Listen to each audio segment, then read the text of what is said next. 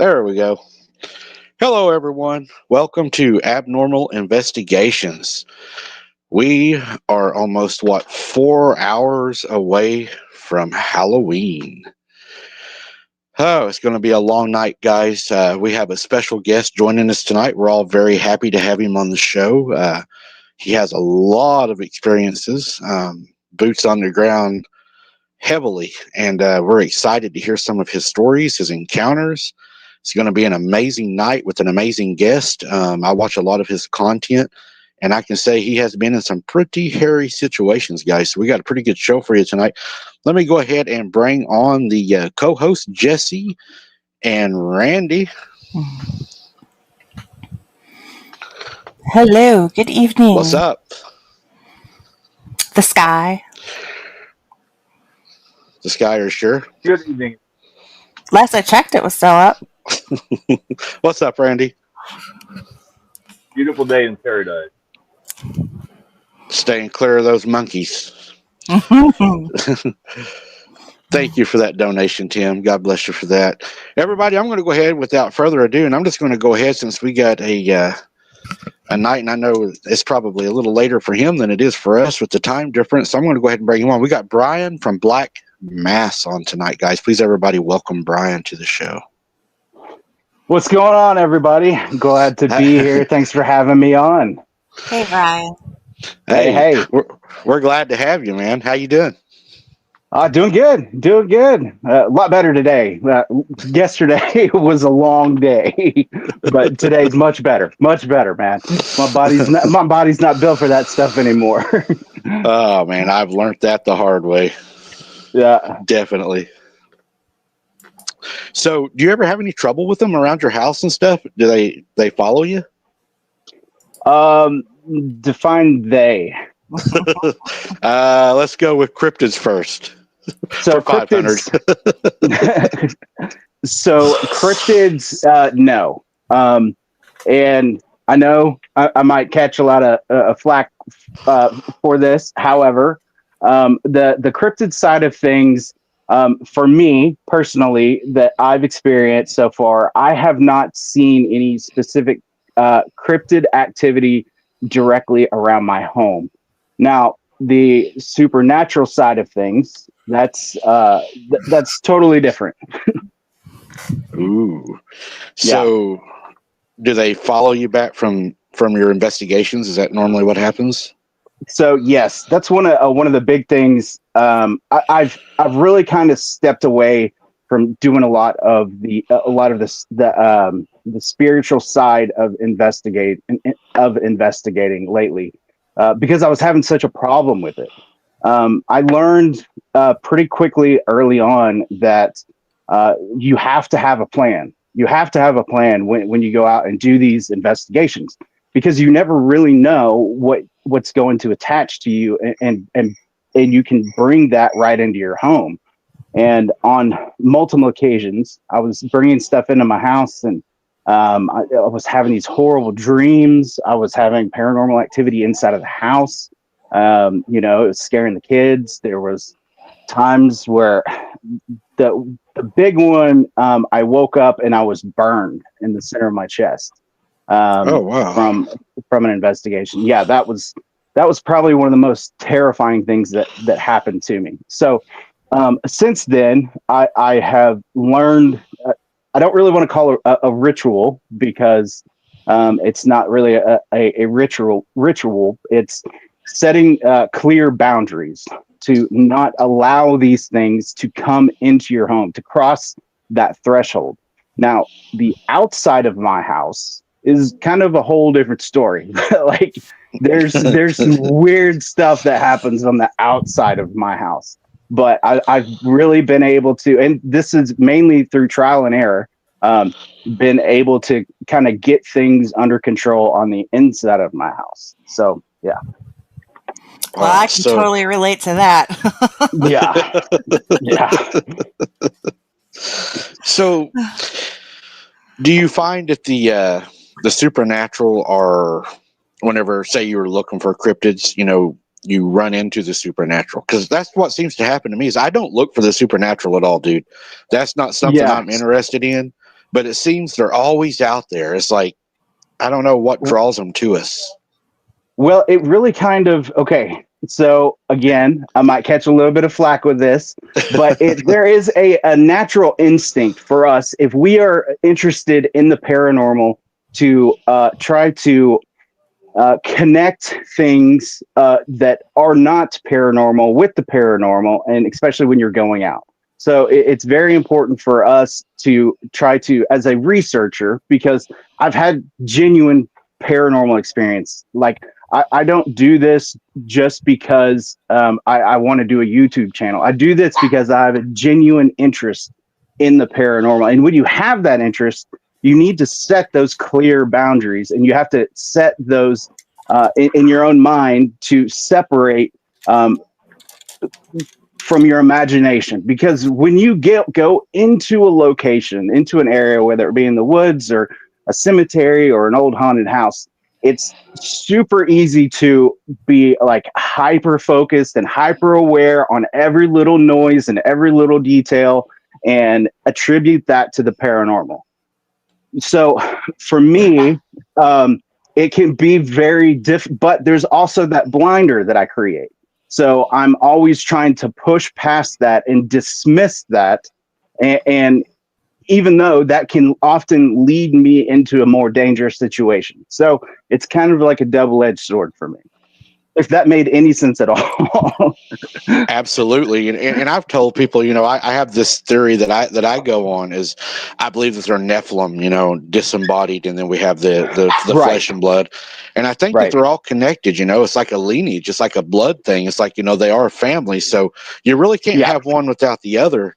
And I've wondered, sometimes when you're out there and the demons, they know that you're using this, equipment that we use in the field, and it's like opportunity for them, because I believe they're narcissistic, and Jesse said that a lot, and they like to be talked about, so they're like, oh, somebody's out here, I have a chance to be recognized, a chance to be seen. And because whenever you do that, you're not the only one acknowledging them, it's your people in the chat, and I think they really enjoy that, giving them place, I guess.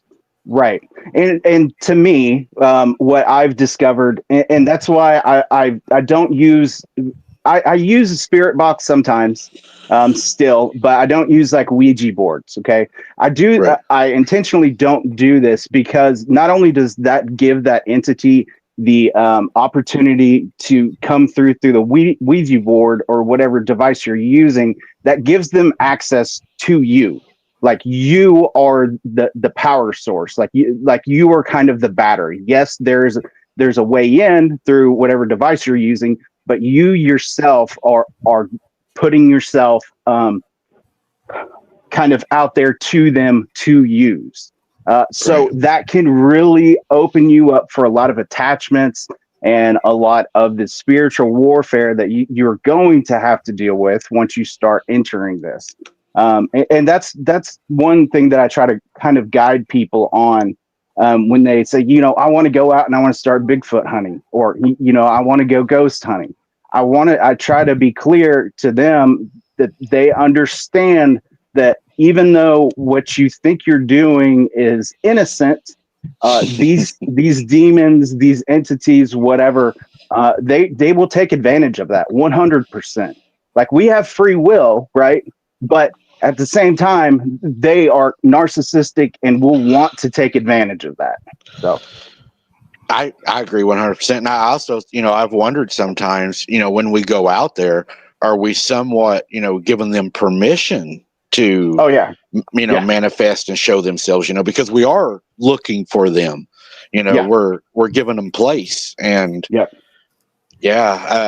I noticed something the other weekend. I don't know if you've noticed this, and I just caught on to it. I'm a little slow.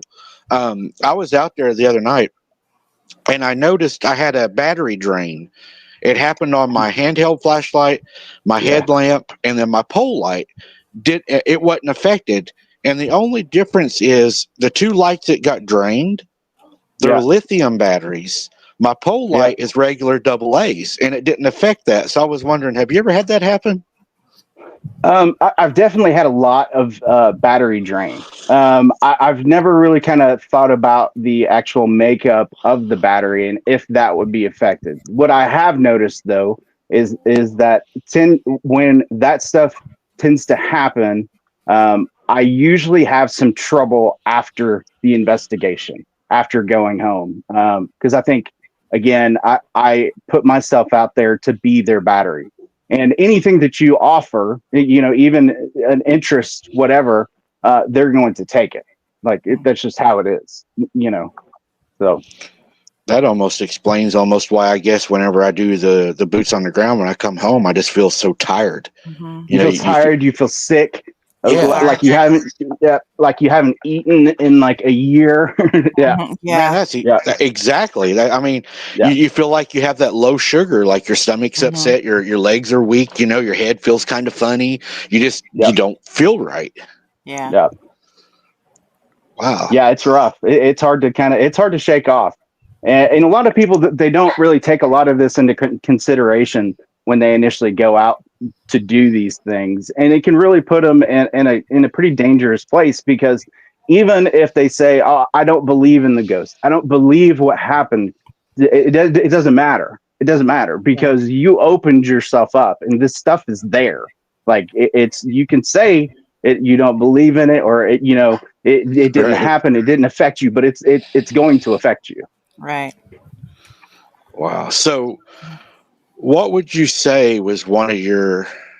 We're doing like a Halloween bash this month. It's October. Cool. So, Yeah. what would you say was one of your scariest paranormal, supernatural encounters, or something that happened to you? Well, it can be difficult for me to pin down like one specific event as technically scary, because the way that I do things, it can be really disturbing. It's not just kind of spooky, scary. That was fun. It's like it's like your mind is, your entire worldview has changed, and your understanding of the world meant nothing, and there's this whole new universe out there. So it can be really difficult to kind of pin one down, but seeing how it's Halloween, we'll kind of stick to the kind of the spooky ghost things at first.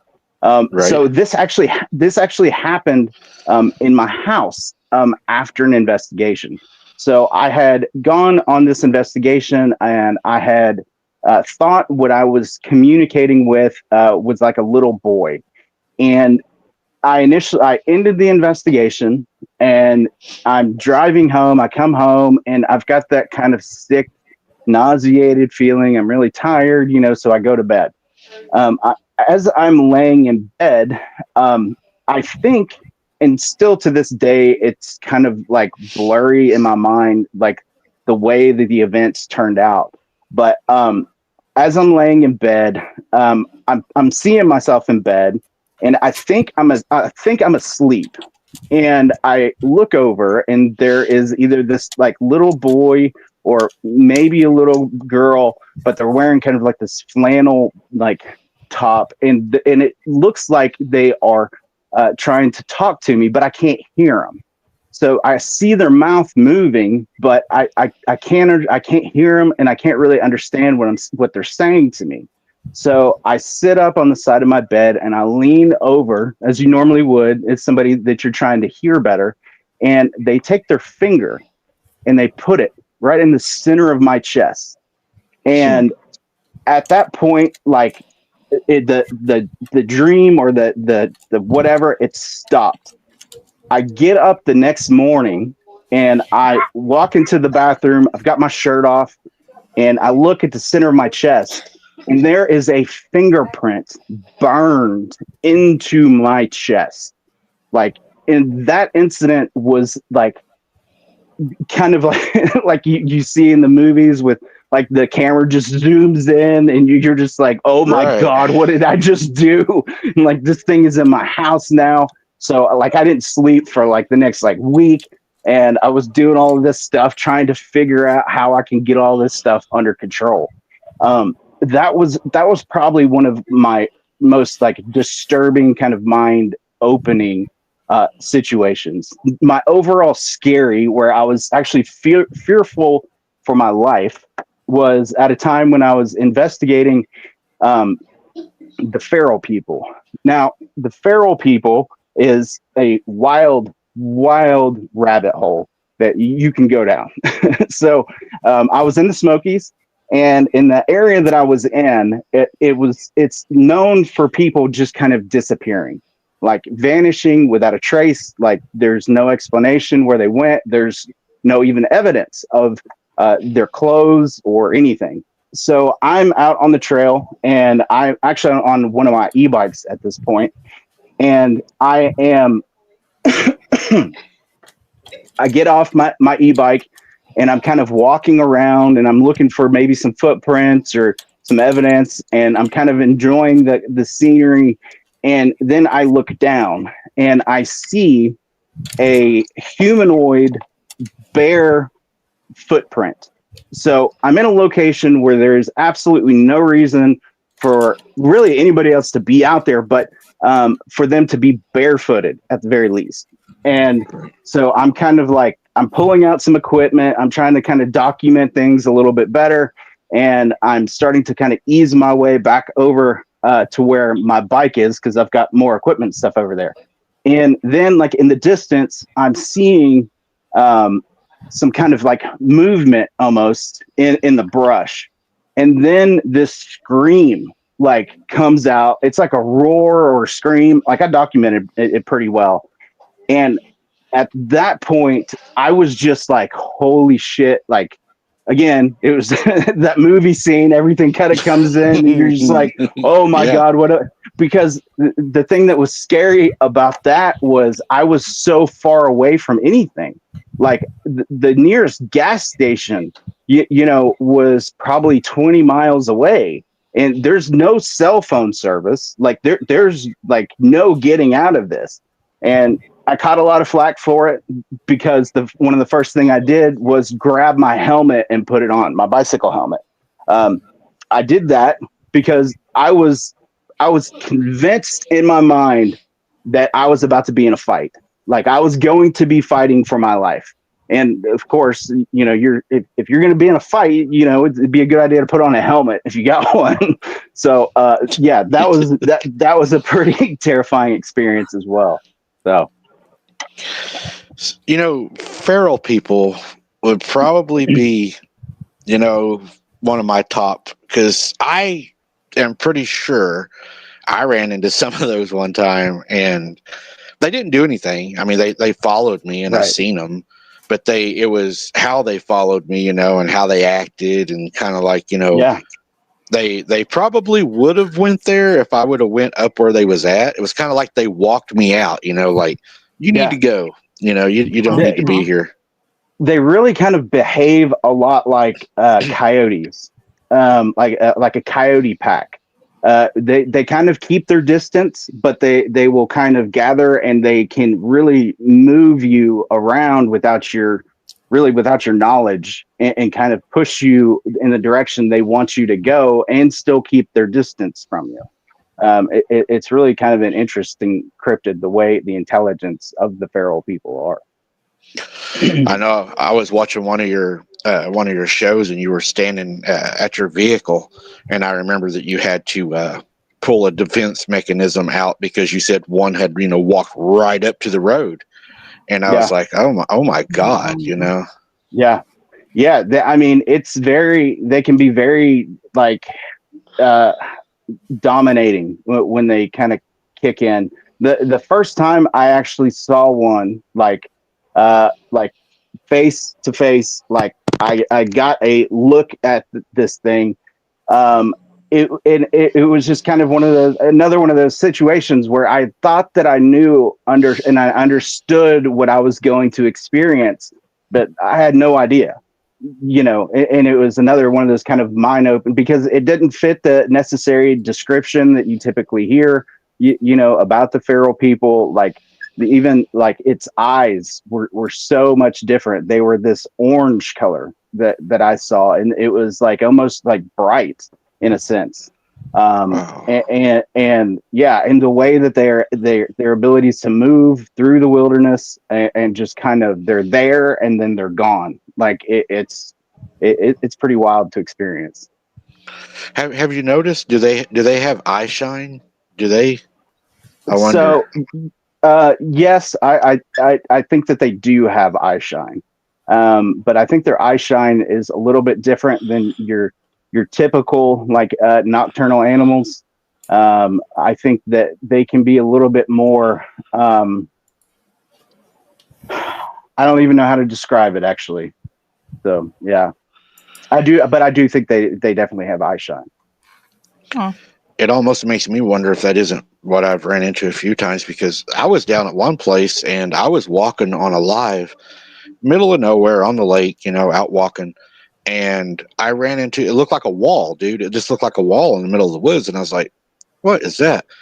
It was pallets that were stacked up Yeah, on top of each other, and yeah, inside of those pallets they had drug, like, I don't know if it was old like camper, but it was like, looked like a couch, like out of a camper, and they had set their seating up. They had a fire pit in the middle. They had a hole dug for to go to the restroom. They had toilet paper on the stick. I mean, it was really weird. that's And pretty I was like, interesting. I probably shouldn't be here, Yeah. because Then you have so my understanding of the Pharaoh people is my belief of it is it's not it's not like a lot of people can loop the Pharaoh people in with like um, addicts or people like running from the law that were once right. a part of civilized society. My belief of them is that that is not the case. So, from my experience, they have not used, so they won't be using like trash or anything like that for security, comfort, or anything like that. Any evidence that I have found has been very like kind of stone toolish almost. I've found spears that were like fire hardened.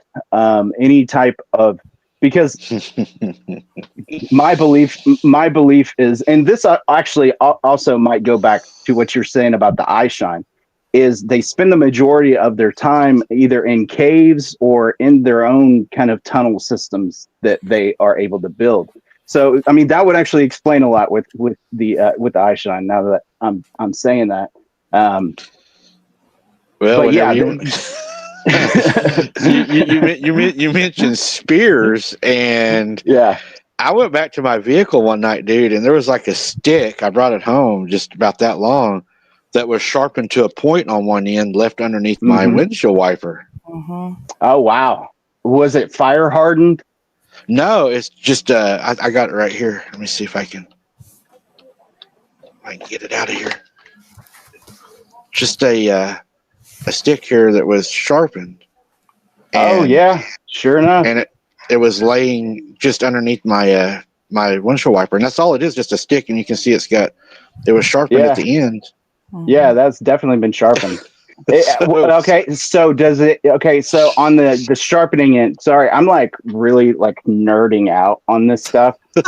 So I look at like the tiniest details of it. So is the carved area? Is that does it look like it's like a flattened, or is it look like it's been carved with a serrated blade, kind of like this, like like it would have been taken from a piece of flint, basically, is where I'm going yeah, with it. I would say more like flint, because you can see that it's not a smooth.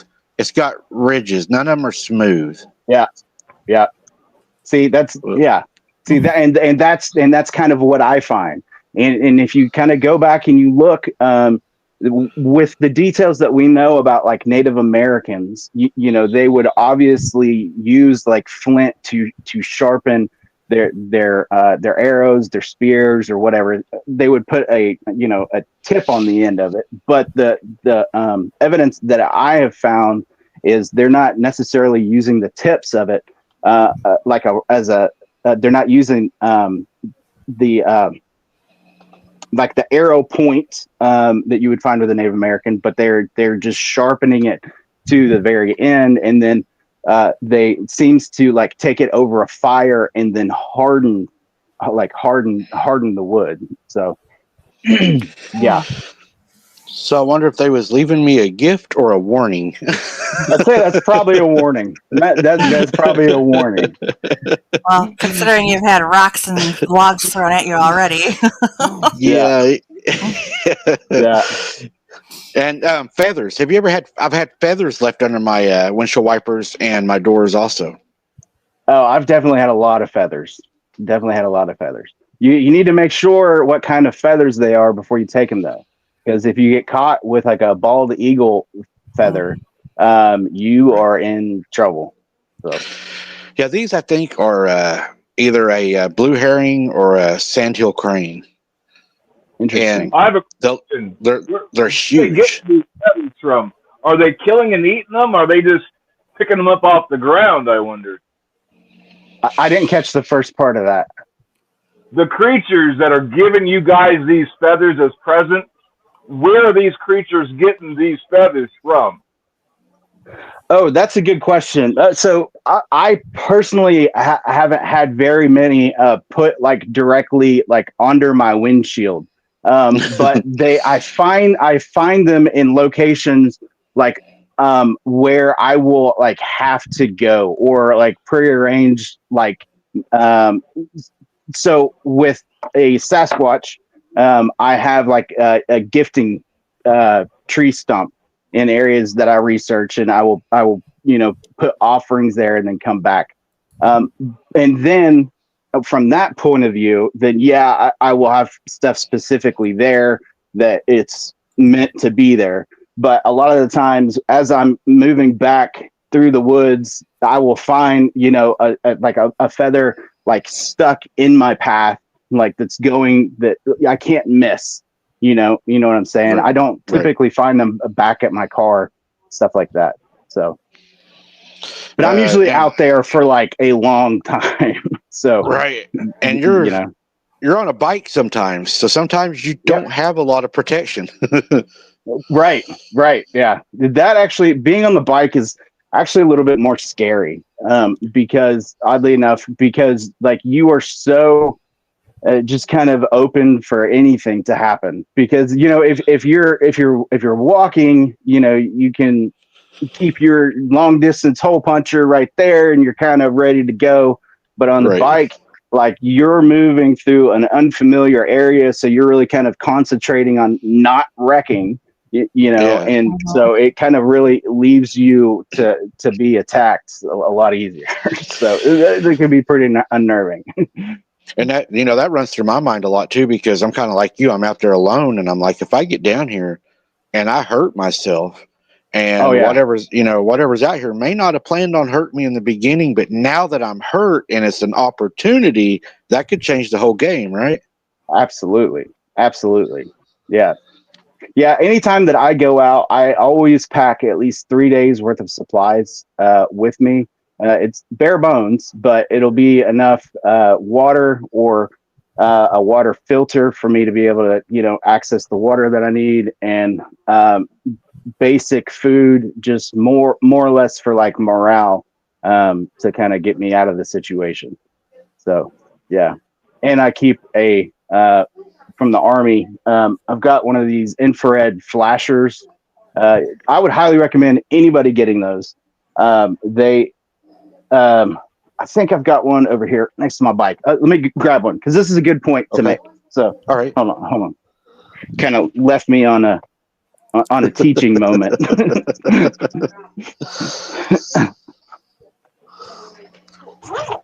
I thought about just sticking a GoPro on Jessie and dropping her off at a cave.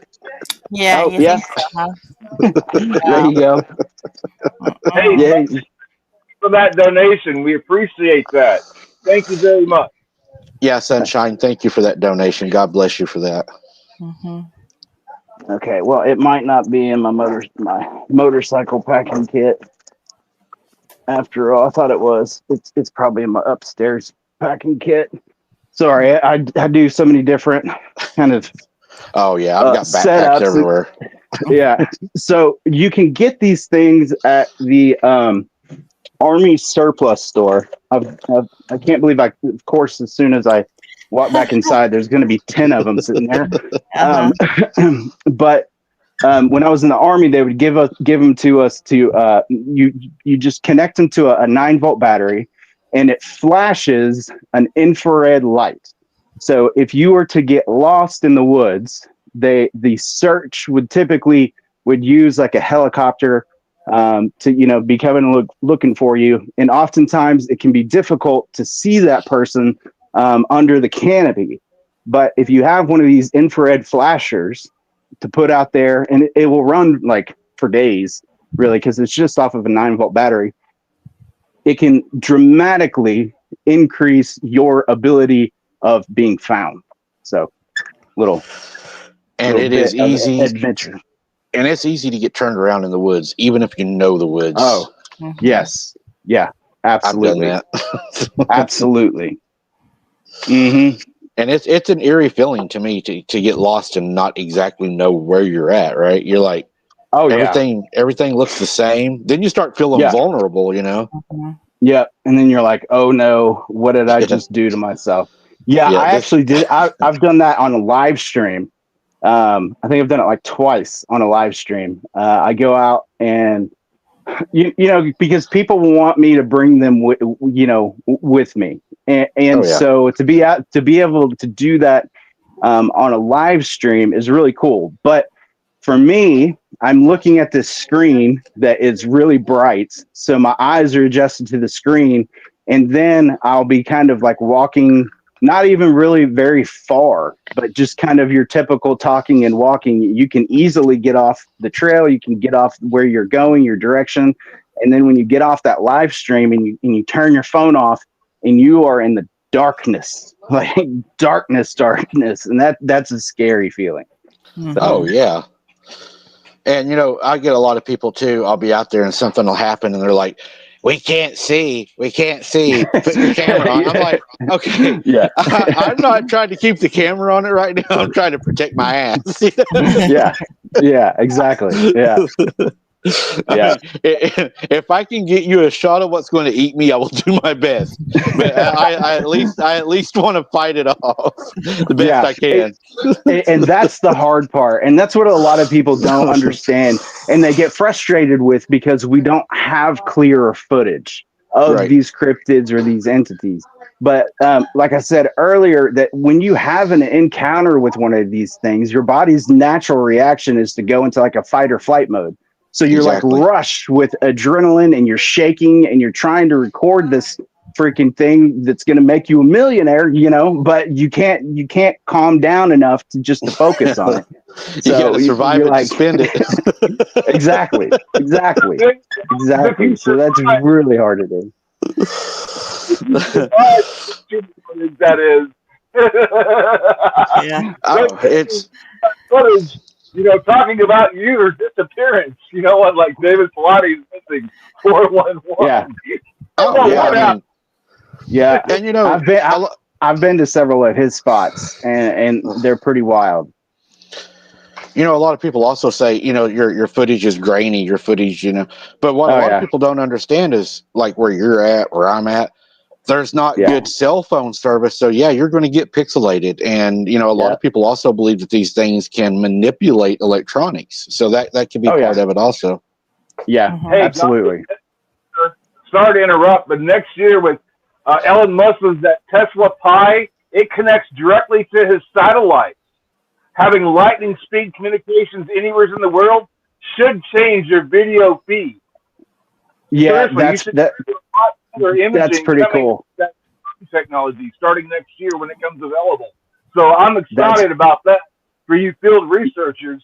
You guys ought to yeah, start better quality imagery because you're going to have better quality internet in the field. You're going to have lightning speed connections anywhere you can see yeah, the sky directly to the satellite. Even right. So better that for the government to track us, right? Yeah, Yeah. exactly.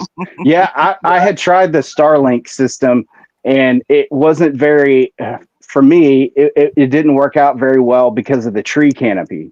And Right. I would be, you'd have to get, I mean, yes, you could get connected, but you would have to get to an area where, you didn't have the tree canopy above you. So hopefully the new systems will be a little bit more efficient with those issues. That would really make a huge difference for me. I have no idea on how that new technology, whether it passes through canopy or not. I've read nothing on the technology, so we'll just have to wait and find. Yeah. I've noticed, Brian, I don't know if you have, I have trouble with reception and stuff just by when I get close to the lake, to the water. Oh yeah. I lose signal. I start losing signal. Yeah. That definitely is a major factor as well. I don't really know why it's like that. I think it might be the triangulation that happens, with the cell service, because it's got to go down and around and back up. So I think the water might kind of reflect that or cause a distortion or something like that. But it's really hard to find that stable connection when you're near water. It is. It's weird. It's And I've aliens. also noticed. Yeah, it's probably the aliens.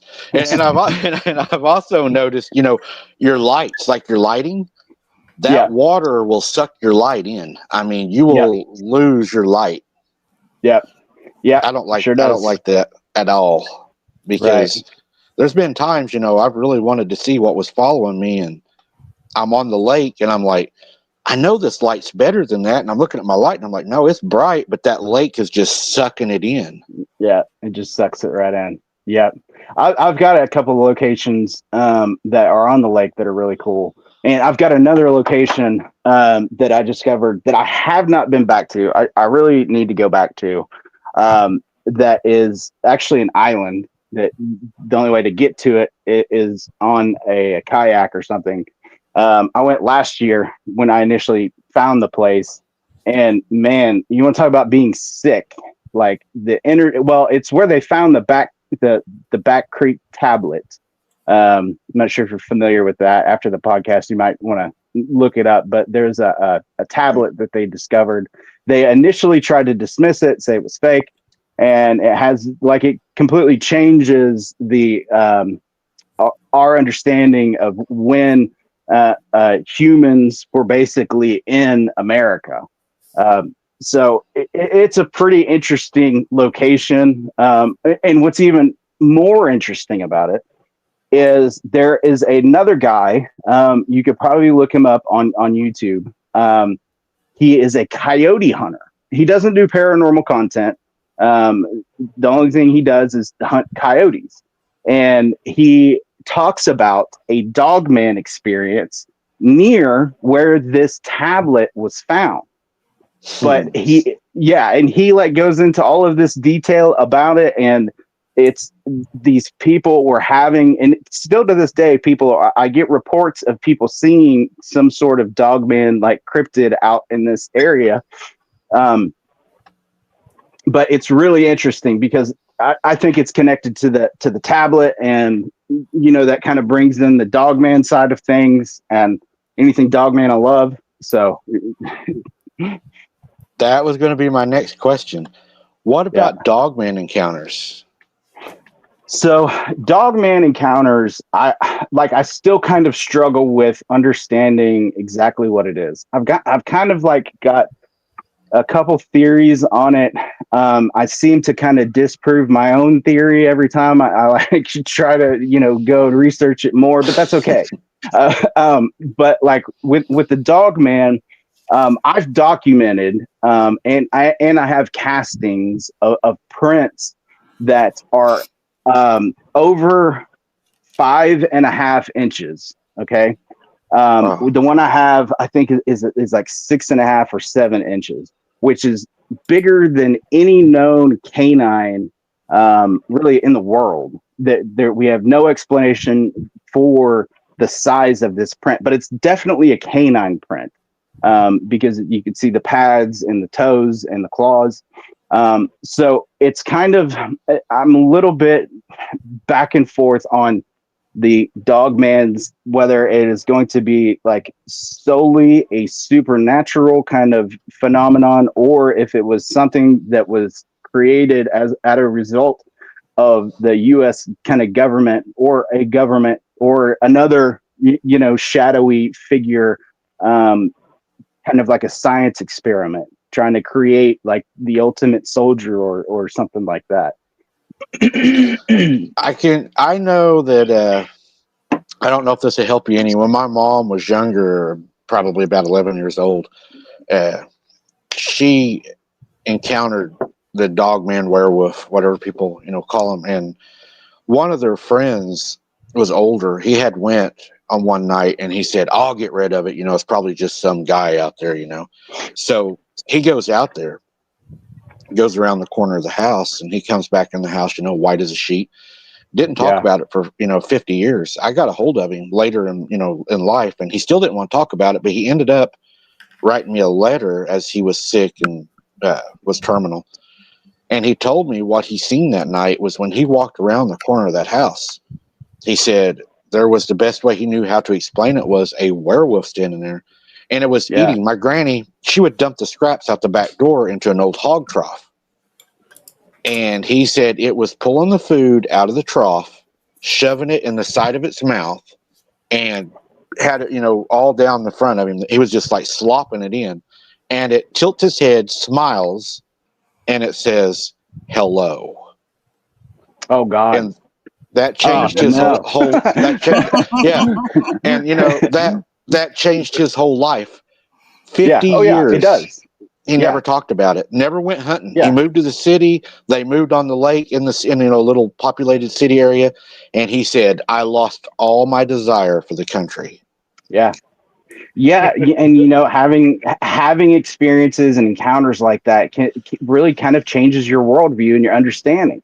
And it really kind of leaves you to the idea of like really how defenseless we really are. Like, yeah, we got firearms and stuff, Yeah. but to these things, like if it decides it's going to touch you, like you're just not getting away from it. Like you're just Right. not. There's I mean, aside from a couple of absolutely perfect, placed shots, maybe if you had just enough time, but like really, what are you going to do? There's nothing you can do to get away from a creature like a dog man. And that kind of brings me to like an encounter that I had that really kind of bothered me, and it didn't and I didn't even know like really it happened. I was in Daniel Boone National Forest, and I was following up on an encounter that happened out there. And in Daniel Boone, they have a lot of these kind of like cave. They're not very deep caves, but they have these big, like kind of interesting rock outcroppings that you can kind of go under and go into. But when I found this one that was pretty big, it was tall enough and deep enough for me to walk into. So, I pull out my little 9mm and I'm walking kind of down into this cave system, and I look at the walls, and at the wall level, it's like it's a little bit higher than like my shoulder kind of area. There are these black like oil streaks going all the way down both sides of this wall. And initially, my thinking was, oh, that's a bear going into its den. This is the bear den. So I don't really proceed much deeper into the cave, right? A lot of my viewers looked at the footage and they were talking about, and they claim to have seen the dog man in that cave. So when I leave thinking that, I just found a bear's den, it's a cave, it's cool, but it's not that interesting. Then after I get home and I'm thinking about this cave, and I'm thinking about the wall, and I'm thinking about how bears walk, I'm like, holy shit, there is no way that a bear would put oil marks on that wall that high up, just walking in and out of it. It's the bear, even a big bear, even like a 500-pound bear, is not going to be tall enough to make those markings as something with shoulders was walking through and leaving these marks. So it was kind of one of those situations like, oh my God, why did I do that? Like, I can't believe I was in that situation. And it just so happenstance whether or not, there was a dog man or what, but it was really kind of scary. And one of those, man, that was a stupid thing that I did, I do that quite often. But I really want to go back. That's my problem is I look at something and I'm like, oh my God, guys, that's scary. Let's go over and see what it is, Exactly. That last boots on the ground that you did where you left, those things were actively hunting you. They were stalking, and you actually saw them crawling low to the ground, sneaking up on you. You actually got to see. Yeah, that was an uncomfortable place. Yeah, and that happens, and it's kind of like, it's hard to really kind of push yourself through those situations because, it's once you start seeing that stuff and you start recognizing that it's there, obviously our viewers want us to stay and, get it on camera. And they're always like, that's what you went out there to do. Why are you being such a, but it could be really difficult. And this last investigation that I posted, I had one of those experiences, but I actually got it on camera. Like you can actually see, well, I saw multiple of them, but there's one specifically that you can see, that was in the center of the trail. Like you could see it, like you could tell that it's there. But even at that point, I was on a motorcycle and I was absolutely terrified. Like, I had the ability to keep running from this thing and at a pace that was, just ass and elbows, but if those things were able to, and I was far enough away from them to continue that's kind of not safe distance, but that distance. But if anything would have happened, if I would have wrecked, the bike would have stalled, I think I'd have probably been done. Like it was just kind of, and I was beating the crap out of my motorcycle. I think my tire, oddly enough, it went flat, but it wasn't flat. So I don't know if I just hit it hard enough to cause a slow leak and was able to get it pumped back up, and now it's holding because it's pinched together or something. But I was hitting rocks and hitting roots that normally I wouldn't. But I was just like, I was panicked. I was terrified. Oh yeah. I've done that many. My daughter got scared one night because she saw something running. She said it had no head, and we left really fast out of there. She said, "Dad, I don't know what it was. It had long, like grayish hair. It was running on all fours, but it didn't have a head." Yeah, and that's another theory that I have, that I talked about initially when I was doing a lot of the ghost hunting stuff, and I was helping. A lot of my other stuff, my ghost hunting stuff, didn't make it onto the channel because I was actually helping people dealing with hauntings and trying to kind of guide them as far as what to do and what not to do. And one kind of thing that kept repeating itself was always the kids would have these vivid descriptions of these entities. And, after doing this and being in the 100th house, and hearing the same kind of kids saying the same kind of thing, it kind of makes me think that as adults, like we grow out of being able to see a lot of these things clearly. And as kids, what we are kind of trained to think is just our imagination is actually the other side of this veil that we kind of dance with here. Mm-hmm. They start programming us, telling us that it does not exist, And, right. Yeah. New England Dirt Roadie said he wants to know how feral people have a large enough population to not become grossly inbred after a few generations.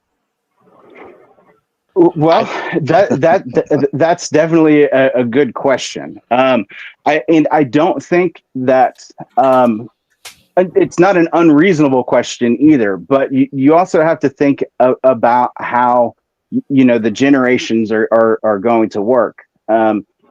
We, like, my grandfather, was alive during the Great Depression, and that's going on like 100 years now. My grandfather, just kind of died relatively recently.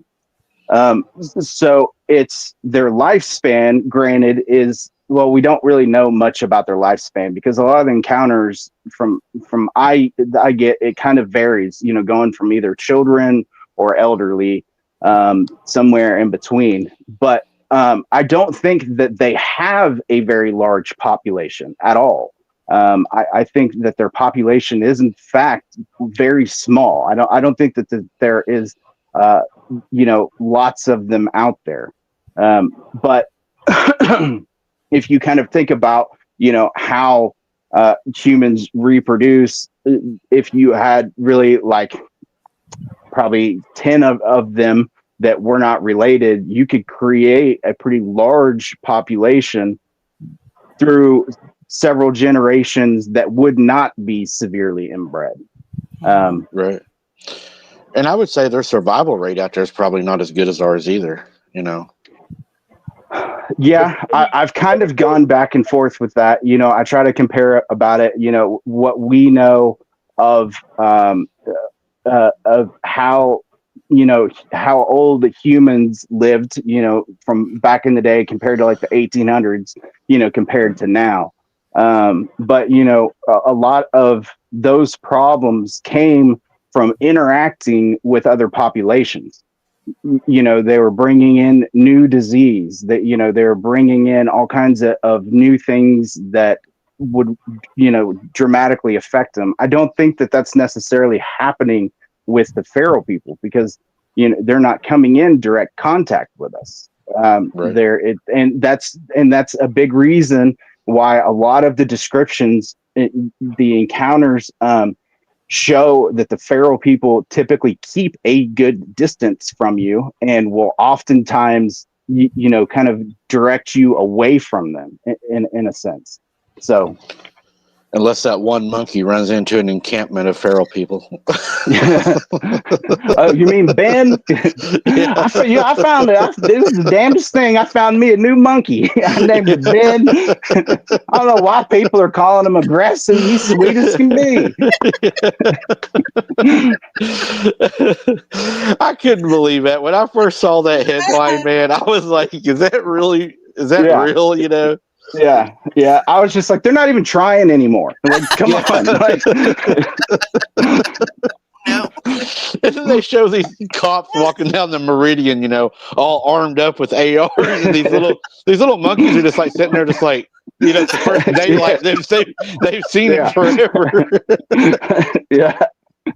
Like, I'm just sitting in the grass, man. Leave me alone. And the way they talk about them over the CB, it's like they're like, yeah, we got a suspect over here. Oh yeah. He's giving me the eye. Yeah. Yeah. Indeed. So what about Sasquatch? What have you had any run-ins with him? Yeah, I have. I actually got a really good thermal. I've gotten, for me, my best work with Sasquatch has come through thermal. I've always really kind of struggled to get him clearly on camera, just in kind of the regular camera. But with the thermal, and I think the thermal side of things is a lot more evidence based because we can actually, see the temperatures of them. But I've gotten Sasquatch on thermal, I think twice, two or three times. Most recently in Georgia, when I went down there, and it's, it's clear as day. You could see him. It was at night, so I mean, you couldn't see him with the regular camera, but with the thermal camera, you could see him, and he's just kind of, right there with the tree, right next to a tree. He's moving. He kind of moves around the tree. I mean, you can see clearly a humanoid figure, and it's in an area where there's not. I mean, actually, the night that I got him, it was raining. So like there wouldn't be like a hunter there, and this thing was like huge. And then another instance that I got it was out in the Tellico area in Tennessee, and that was an experience that I had been out, and I was wearing a front and rear camera, and it was just a really strange experience because I had felt like I was being watched like the entire time. Like I just really kind of felt like I was being watched. And finally, when I was kind of leaving the area, this thing just kind of appears, and I'm looking at it, and it's just this huge black mass.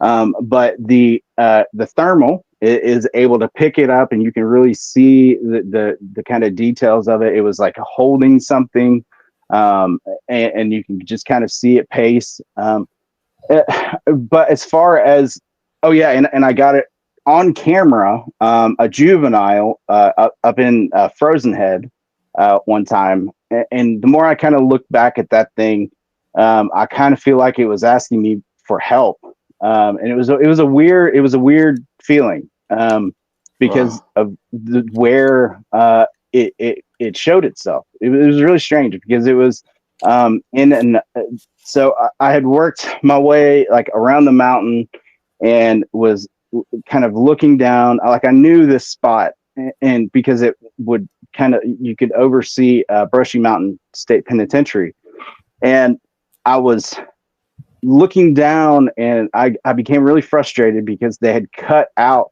a bunch of the forest down below, and they were in the middle of developing something. And on this other trail, I see this kind of juvenile, just kind of, I'm looking at it because like I'm hurt because I'm seeing the mountains, that I grew up in and love getting torn up. And this thing is kind of sitting out there, and it's kind of like looking at me like, you going to do something about this? Like, like what's going on? But the Sasquatch, I think the Sasquatch gets a bad rap a lot of the times. I don't think that the Sasquatch is necessarily like an overly aggressive creature. I do believe that it has some sort of human tie to it. I think it's could be part human, or more less than half human, in my opinion. And oftentimes, it just kind of wants to be left alone. Essentially, it's not. I've never had an overly aggressive feeling with a Sasquatch. Now, with the Dog Man or some of these other entities, like the Hellhounds and stuff like that, the Mothman, that was a wild experience, by the way. But wow. With the Sasquatch, that's I think he gets a bad rap. I think he does. I think he's and it took me a long time to develop that, and I realized that after I was given this, and I was given this. It's sure if you can see it, but it's a big piece of quartz, big old piece of quartz.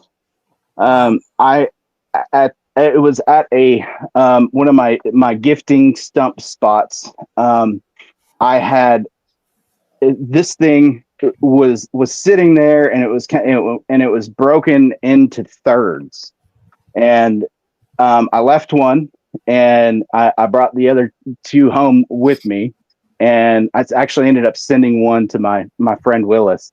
But it was just kind of a weird experience that a lot of people say that Sasquatch is trying to kill him, and following you, he's threatening you and all this stuff. And I just kind of think he gets a bad rap, man.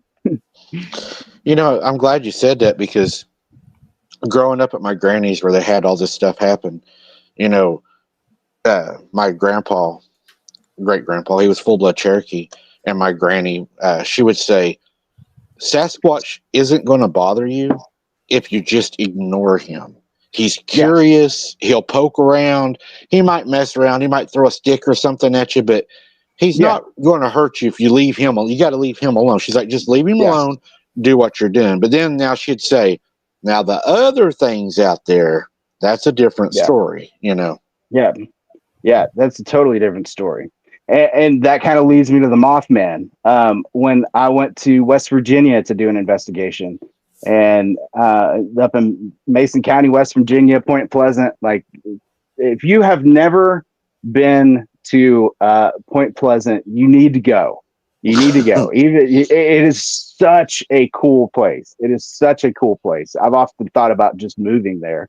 Yeah. But I was inside of the domes, and I got it on camera. But oddly enough, the video didn't do very well. I was always kind of surprised with that. But there's a lot of Mothman content out there anyway. But inside of the domes, obviously the sound is really kind of disorienting, you know, just kind of in general. And the overall, like when people talk about like Mothman encounters, it's like this very kind of obviously like cryptid detail. But if you talk to the locals, the people who are actually in Point Pleasant, they often they associate him with like an extraterrestrial being almost. And when I was in these domes, and I didn't find a lot of these accounts. Okay, sorry, I'm kind of jumping around. I got ADHD really bad. I do too. We all do, I think. So a lot of these accounts, except for the movie kind of talks about the Mothman or whatever they were trying to get about its voice being a little bit different. And I didn't make this connection until like a year later. But when I was in the domes, I recorded this voice, like, and it was kind of hard because you're in the dome, so all of the voices are really distorted and kind of strange. But this voice that I recorded, you can obviously tell it's extremely vocal, but it sounds like it's in some sort of different language, almost like an alien language. And yeah, I've never been able to kind of decode, you know, what it said. But that was such an amazing experience. So if you haven't been to Point Pleasant, you can take your family. Like it's such a cool place. They've got a haunted hotel there as well. You know, and it's such a cool place. One of the places I want to go to, it's on my bucket list, is in Arkansas, the Crescent Moon Hotel. Have you heard of that? Oh yeah. I want to go there awesome so place. bad. Well, Yeah. I had some friends that went there, and they stayed. And at 3 a.m, somebody knocks at their door, and of course they go open the door, and it's room service, and they're like, you know, complimentary ice cream for staying here, and they give them, you know, the big shakes and the old glass and all, and they have it all. They're leaving the next day, and you know, they're like, hey, we really enjoyed staying here. They're supposed to have a really good like breakfast there too, and they're like, hey, we really appreciate it and all, you know, thank you for the complimentary ice cream. And the lady's like, what? And she's like, the ice cream that they made brought up last night, dressed like the old days, right? And they're like, we don't have anybody here that delivers room service. Oh my God. Yeah. Oh, that's terrible. That's terrible. That's terrible. Yeah, the Crescent Moon is that's a really cool place. And they do have a lot of really cool artifacts there that I've seen. I love like the locations like that they have like a really not necessarily overly like decorated with like antiques and stuff, but you can see like the detail in the stuff that they do have that kind of really holds that energy. It holds that story of the place that's really cool. That kind of reminded me actually of this mirror that I have that came from the Lawson family unaliving situation that happened there.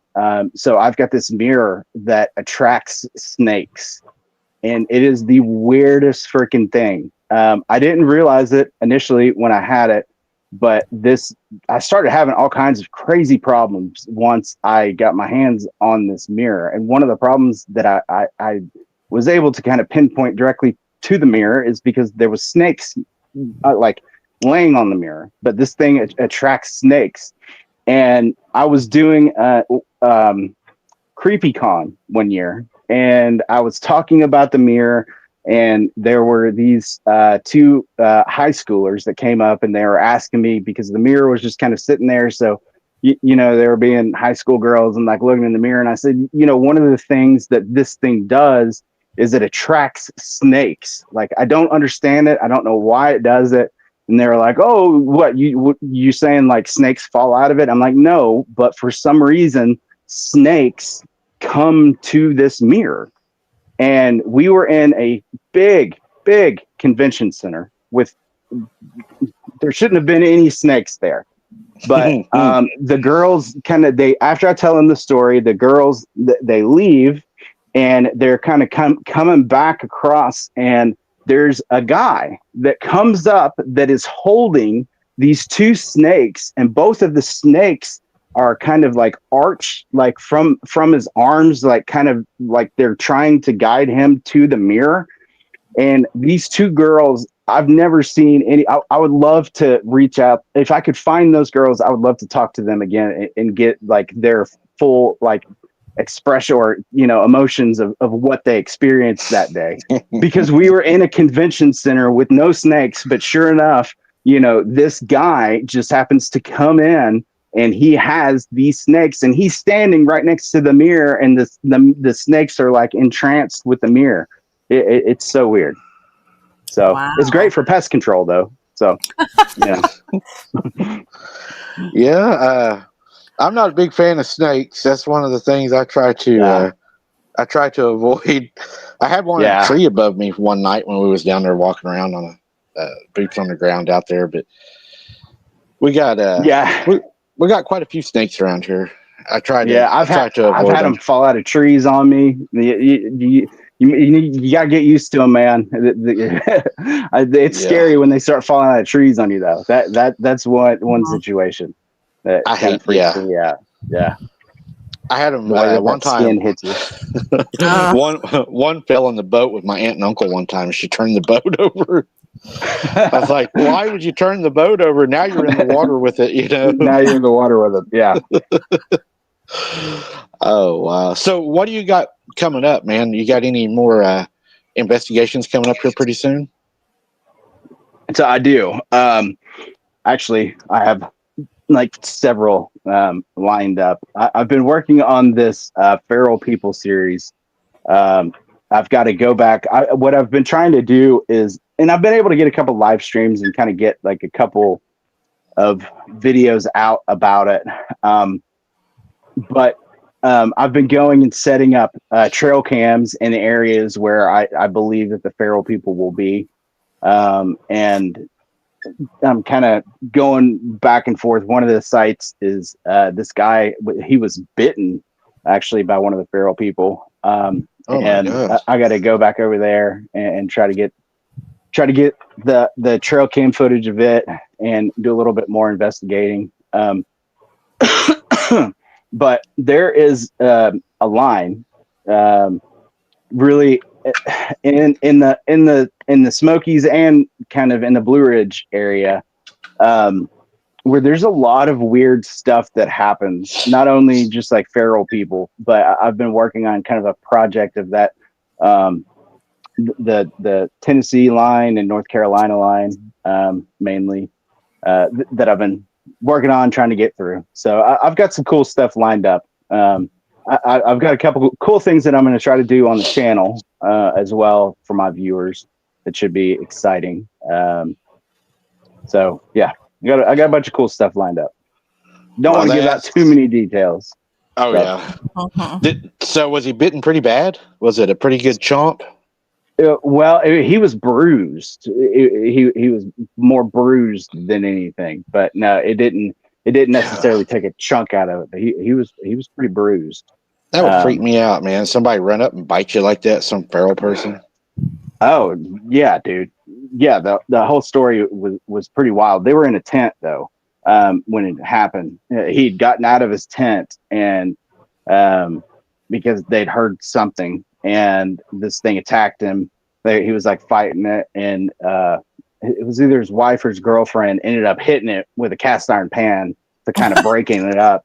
Yeah, and he described it. He That'll do described it. it kind of like moving away, almost kind of like a spider, which is really interesting because you know a lot of the feral encounters. You know, people talk about the way that it moved. It moved really strange, whether it be really fast or it's had a gait on it, the way it walked or something. But this was like the first time that I had heard an encounter where they were talking about how it moved like a spider on the ground, which makes it so much more scarier if you think about it. Like Oh that would freak me out, man. So Yeah. I've yeah. got that one, and I'm going to be going back over most of these are Western North Carolina kind of stuff, but I've got stuff on the East Tennessee side of it too. But that's where the other one is near where the cannibal encounter happened. There was a guy that I was working with. His son was a flight medic and in the Army, and after he got out, he joined like his local kind of emergency response team, like the rescue team, and they had gotten a call about this guy that was near a road and was basically passed out next to a telephone pole. So they actually had to go get him with a helicopter, and it turned out that the guy had kuru, which is a disease that you get by consuming human brain. Wow. Yeah, the medic described him as being like seriously inbred. He had he had basically exposure as well as like all kinds of ticks and stuff. And he ended up getting the flight. Well, the flight medic, and this was, I think it happened before like COVID. That was another thing that was interesting. I might be wrong though, but I think that they picked this guy up prior to the COVID pandemic really breaking out in the United States. But the flight medic guy ended up contracting COVID from this guy, or a kind of a virus kind of similar to COVID. We didn't have the testing, I don't think, when this happened, but all of his symptoms were very similar to the COVID side of things and the more advanced strain. So, I didn't think about the saying wild. the C word. I didn't think about saying the C word on here. It's okay. I'm shadow banned anyway. Oh, I got you. Yeah, I know the feeling. I know the feeling, man. Yeah, I know the feeling. It's like every time that I get like a really good piece of evidence or something like that, it's like, nope, nobody's going to see this. Yeah, they're going to make sure of that. Yeah, yeah. Brian, I've had you on here for an hour and a half tonight, man. I know it's later where you're at, but also I want you to know on my Facebook page, dude, I got almost 6,000 people. I will pre-approve you tonight or whatever. Feel free to share your lives and content over there. People go support Brian, and hopefully, man, that'll help you get some more views. I want to, help you out for sure. Yeah, man, for sure. Yeah, and send me your stuff as well as like your logo and stuff, and I will. I assume we can viewers can go find this later, even though it's not live. Oh yeah, yep. It will be on my YouTube page. Soon as we're done, it'll be released as a video. Yeah. Okay. Brian, sweet. Do you have a YouTube channel? Do you have a YouTube channel? I do. It's called Black Mass Paranormal. Randy will try to get your we'll try to get your link out there real quick too, so everybody can go over and support you. I try to get everybody to support everybody. It's hard, man. This field is hard. It's hard. It is. It can be extremely frustrating too, and discouraging and everything else because you put so much work and effort into it, and it can be hard. It takes a lot of money, and that's what I try to explain to people. I've went out and I've run, car tires. I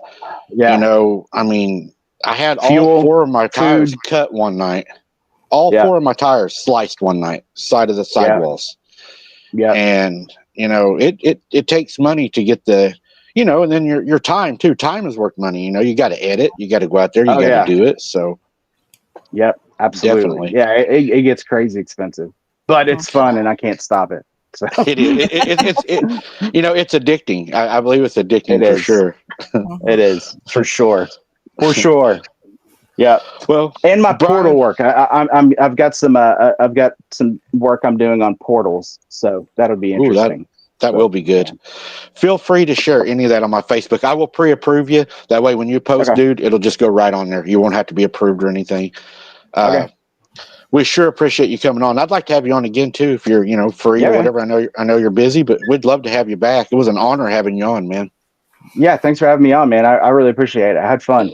Hopefully, I didn't talk too much and get us You off can't. topic. So. No, not at all. We enjoy it. We bounce around all the time on here. We're known for that, and that's what I like to do. I just like to sit back, like we're sitting at a table or having a drink, Yeah. man, and just talk and let it out there. Yeah. Yeah. Brian, I got your link added to our channel, and I've stated on my page where I'll be advertising your channel. Every time I list everybody's links, I'll include your link in that listing. That's awesome, man. I really appreciate it. That's great. All right, cool. Well, yeah, I'll get everything on my channel. We'll try to get everybody, connected. I think that'd be cool. All right, man. Well, you go enjoy your family. You have a good night, good day tomorrow. God bless y'all, and thank you for making time for us, man. We appreciate that a lot. Absolutely. We'll talk to y'all later. Nice All meeting right. you. Good Nice night. meeting you. Yeah. See ya. Yeah, we're definitely going to have him back. Mm-hmm. I really enjoyed that. Y'all talk too much. Y'all talk way too much. Oh, yeah. Well, hey. If y'all knew Jessie, guys, when she calls me on the phone when we're not on here, I can't shut her up. And then she gets on here, and I think the cat stole her tongue. Mm-hmm. Well, Yeah. you do all the talking, Mike. You got to pause and let somebody else talk. I have to do it. Somebody has to do it. I mean, so You need to. I take My one for the opinion, team. my Yeah. opinion is pause between sentences and let somebody else speak. Randy, I sure hope you don't get 8 tonight. I'm just going to send them your way, Mike. I'll look forward to it, guys. Yeah. And Who's don't going out forget, after this? yeah, that's what I was going to say. Don't forget, everybody in chat, we're doing our yearly Halloween Boots on the Ground tonight at 10:30 p.m. The link's already out. You can go over, hit notify me, get in there. We'd love to have you all join us tonight. Like I said, it's not over yet, guys. This is just the first part, and we're going to be doing our Boots on the Ground here in just a little bit. Should be a very interesting night. I look forward to it. I think we're going to have a fun time. I do have my security team tonight because they didn't have to work tomorrow, so we should be good. So everything worked out great for tonight. So I hope to see everybody over there. Jesse, would you like to walk us out of this one so we can get a short break before we jump right back into another live? Thank you, everybody, for being here tonight. Couldn't be here without each and every one of you, so we appreciate you. See you later. God bless and take care. Randy. Rando. We couldn't have a show without you. We want to say thank you for showing up and supporting the Abnormal Investigation Channel. God bless you, each and every one of you. God bless your families. And soon, join us for a live date night with Mike. We hope he survives and we don't get Not long. What are we looking at? Right at about an hour. We'll be back live again, boots on the ground. And we're going to rock it tonight, guys. So hope to see everybody there. It's going to be a good one. I'm going to go eat my snack. And when I kill this, it's probably going to kill the whole feed, guys. So don't worry because my phone is flashing saying the battery's low. So I'm going to have to charge that real quick before we go out. So don't get in trouble by my moderators by having a dead phone. All right, guys. Thank you for being here. God bless you. We'll see you in just a bit. Good night.